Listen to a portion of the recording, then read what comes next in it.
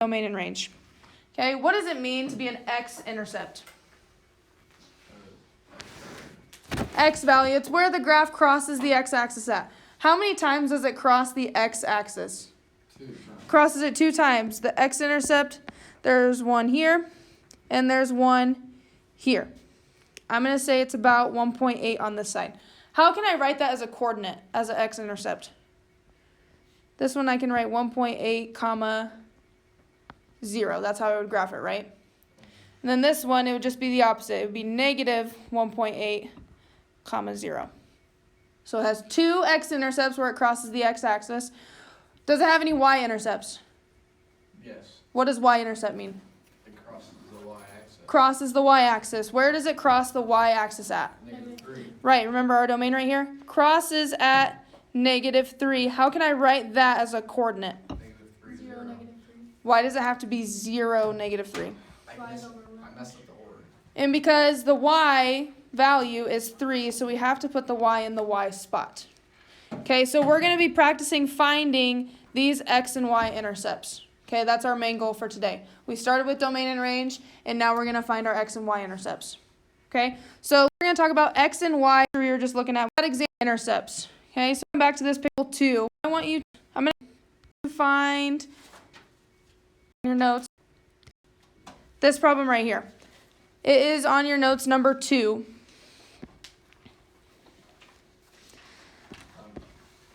So to make it look nicer, what you see on your paper is g of x equals 4 minus x squared. Everyone with me? Yes.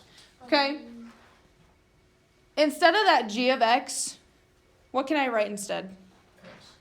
I already have an x. G. What can I write instead of g of x? Gx. G of x can also stand for y. So instead of g of x equals, we can put y equals 4 minus x squared. Okay, I want you to get in the habit of rewriting those with a y. Okay? I'm going to back up just a little bit. You stay where you're. I'm going to use what we just found, those x-intercepts. We had 0, -3, and then instead of that 1.8, I'm just going to change it to a 2 for a second. Okay?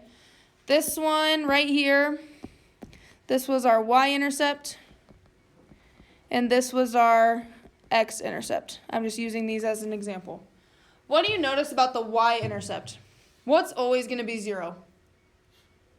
Y. Is this the x or the y? Oh, that's an X. That's the x. For the y-intercept, x is always going to be 0. So I want you to make that note. X equals 0. And then for the y-intercept, for the x-intercept, what's always going to be 0? Y. The y is always going to be 0. So put y equals 0. Okay? That is going to come in handy. Okay? If we're not given a graph, is it easy to find the x and y intercepts? No, right? We got to use a little bit of algebra, and this is what's going to help us. Okay, this right here is going to be our friend, what's going to help us. Okay, so what I want to find first is let's find x-intercept first. So write down everything that I write down so that you can look back at it later. Okay, for the x-intercept, what did we say is always going to be 0? Y. Y is always going to be 0. So we're going to plug 0 in for y in our equation. Okay, so I'm plugging 0 in for y, so that's going to look like 0 equals 4 minus x squared. Remember last week we were working on xy tables, plugging values in? Same idea here, we're just using 0. Okay, so I plugged for the x-intercept, I plugged 0 in for my y value. Now we just need to solve for x. First of all, do we like working with negative numbers? No, how can I make it positive? Add it. I'm going to add it on both sides. So add x squared on both sides. Over here, they cancel each other out. So I'm left with x squared equals what's still on the right side? 4. Okay. I have one more step. How can I get x by itself? I still have this squared. What's the opposite of an exponent? Divide it by itself. Square root. Right idea. Square root. Yep. We're going to take the square root of both sides. Do we remember what happens when you take the square root of a positive number? What did you say? No. You're going to have two answers. What are they? Positive and? Negative. Yep. Whenever you take the square root, you're going to have a positive and negative answer. Why is that? Okay. Okay, why is that? If we plug in 2 back into here, 2 times 2 is 4. If we plug negative 2 into here, negative 2 times negative 2 is also 4. That's why we have a positive and a negative answer. So do we have to write it down? Do we write both answers down? Yep. So this is not my answer yet. I need to write them as what? I need to write them as those intercept coordinates. Okay? So I'll do one for you. We got positive negative 2 as our x value, so I'm just going to put them in the x spot. I have 2, comma 0. What would my other one be? 0, -2. Negative 2, comma 0. Not 0 because we said y is going to be 0 every time. And our x value is going to be 2, negative 2. Oh, this is just the x. Yep, just the x values. Yep. Those are my x-intercepts. Okay? Now we need to find the y-intercepts. So now I'm going to move on to y-intercepts. Again, make sure you're writing down everything I write down so you can look back at it later. Y-intercepts. What did we say up at the top here? What's always going to be 0 in a y-intercept? X. Yep, think opposite. Y-intercept, your x is always going to be 0. So what do you think we do with that? Plug 0 in for x this time. Yep.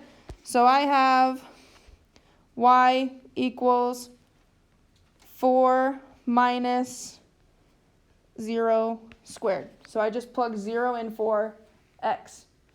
Now we just solve. What's 0 squared? 0. 0 times 0 is 0. 4 minus 0? 4. 4. Is that my answer? No. Don't we have to have a -2? Nope, we didn't take the square root, so we just have 1 for this one. Only have 2 answers if you take the square root of a number. Okay? We have to put it into a coordinate. Okay? How would I write y equals 4 as a coordinate? 0, 0, 4. Yep. Again, we got y equals 4, so we need to plug 4 into the y spot. And we plugged 0 in for x, so we have to put 0 in the x spot. Okay? That is how you find x and y coordinates, or x and y intercepts. It's hard. Okay?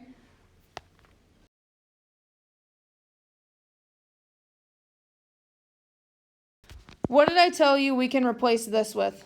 That h of x. Why? We can rewrite it. Yep, I want you guys to rewrite that as y equals 2x plus 10. Okay, we want to find the x and y intercepts. What do you want to find first? X-intercept. Yep, I like it. Let's stick with x-intercept first. So if I plug in the x-intercept, let's get in the habit of this too. What am I plugging 0 in for to find the x-intercept? Y. Yep, you're going to plug it into the other one. Right, y equals 0. I'm going to plug 0 in for y. So, someone tell me what I need to write if I'm plugging 0 in for y. Yes. Yep. 0 equals 2x plus 10. Now, the whole point of that was to find the value for x. So I need to solve. How can I get x by itself? First step. Divided by 2. That's going to be our last step. We want to get rid of this 10 first. Yeah, -10. Yep, subtract 10 on both sides. So we have negative 10 equals, what's still left on the other side? 2x. 2x, good. Now, Aiden, what's our last step? Divided by 2. Yep, divide by 2 on both sides. So we get x equals -5. -5. Am I done? No. No. Why can't I leave my answer like that? Because you put it into a coordinate. You have to put it into a coordinate. How do I write x equals -5 as a coordinate? X 0. Or no. 5. -5 0. There you go. X is -5, and then y is 0. Okay, we found the x-intercept. What do we need to find next? Y-intercept. If I'm finding the y-intercept, what am I plugging 0 in for? X this time. Yep, go ahead. Tell me what we're supposed to write down. Y equals 2 and then 5 in front. -5 in front. Not -5. What are we plugging in for 0? Or sorry, what are we plugging in for x? 5. 0. 0, yep. Once you find this down here, you're done with it. Okay, now we're plugging in 0 for x. So we have 2. Remember, this turns into 2 times 0, not 20. 2 times 0, and then we have plus 10. What is 2 times 0? 0. 0 plus 10. 10. Yep, y equals 10. How can I write that as a coordinate? 0, 10. Good. So it was a different type of equation, but was it the same process we did for the one before? Yes. Yes. Okay, so as long as you get these two ideas down right here, you're golden. Okay?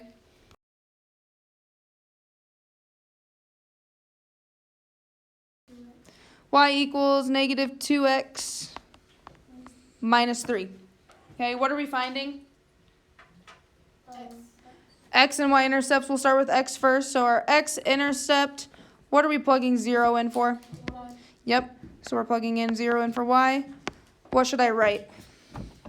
0 equals negative 2 times 0. No, times x. There you go.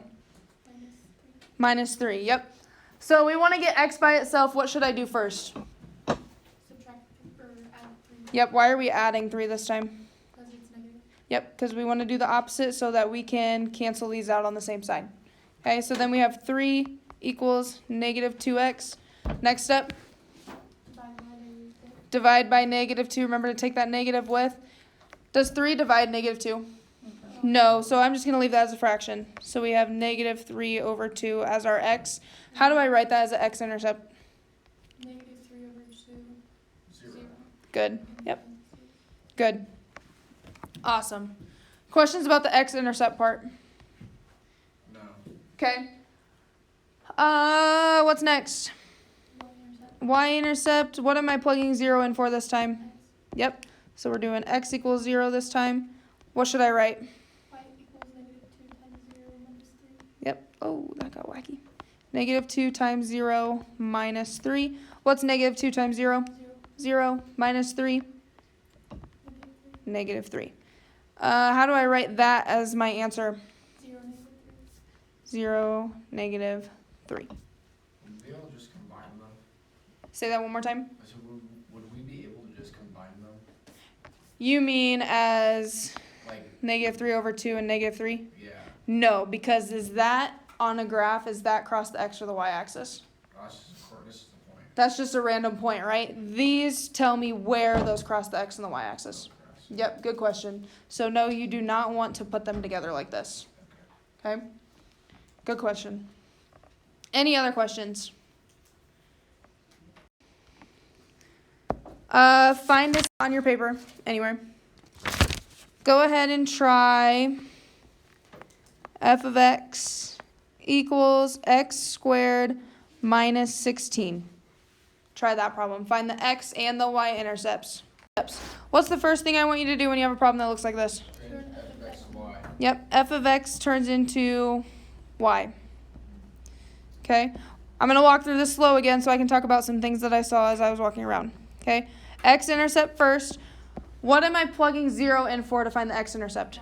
Yep, if I'm looking for x, I'm going to plug 0 in for y. Okay, so if I rewrite 0 in for y, do I still have y here? No, No, why not? because it's 0. Because I'm substituting 0, right? So the y is gone, it's now 0. 0 equals x squared minus 16. Should I ever get a y as I keep going? No. No, okay? 0 is in for y the whole time. I want to get x by itself. What's my first step? Yep, add 16 on both sides. Why do I not add 16 right here? Because it's on the same side of the 16. Because I already did it on that side, right? Okay, so over here they cancel. So I have 16 equals what's still left? X squared. X squared.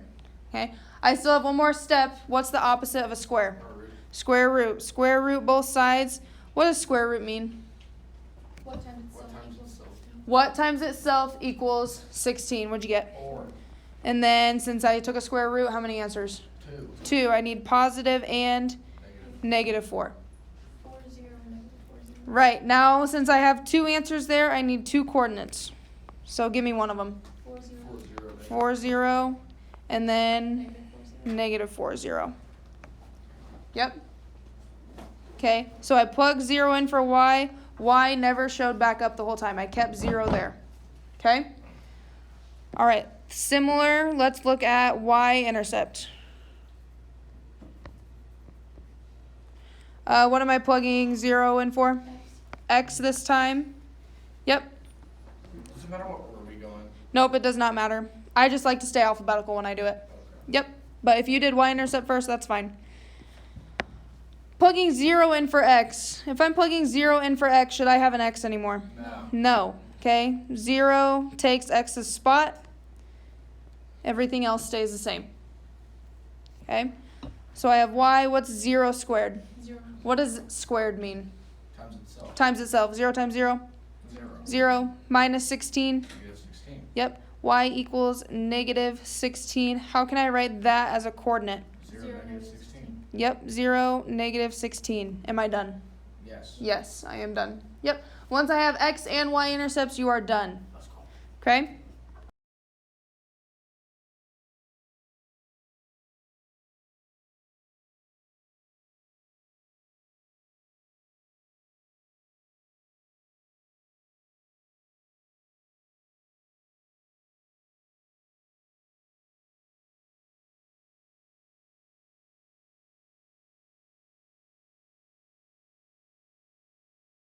Again, if we are given a picture, you don't have to do any math, okay? You're just looking at the picture and trying to find where those coordinates are, okay? On this graph right here, how many x-intercepts are there? 3. Again, what does x-intercept mean? Crosses or is on the x-axis. Crosses the x-axis. Yep, so remember, x-axis is left to right. So we're crossing right here. What is one of the coordinates? 4, 0. 4, 0. Yep, we hit this one over here. Negative 1, 0, negative 3, 0. Negative 1, 0 is right here. Negative 3, 0. And then right here again, we have negative 3, 0. Does it matter how many x-intercepts you have? No. No. Okay, you have to account for all of them. Okay, how many y-intercepts are there? 1. 1. Where does it cross? 0, 1. 0, 1. This axis right here, it crosses right there. Aiden had a good question. He asked, is it still an intercept if it stops on the line? Is it still crossing the line or on top? If the Yes. circle's closed. Yep. If circle's open or closed, doesn't matter. Yep. But he had a good question. It doesn't necessarily have to go through the line. If it's on the line, that's still an intercept. Okay? Questions about x and y intercepts? No? Okay.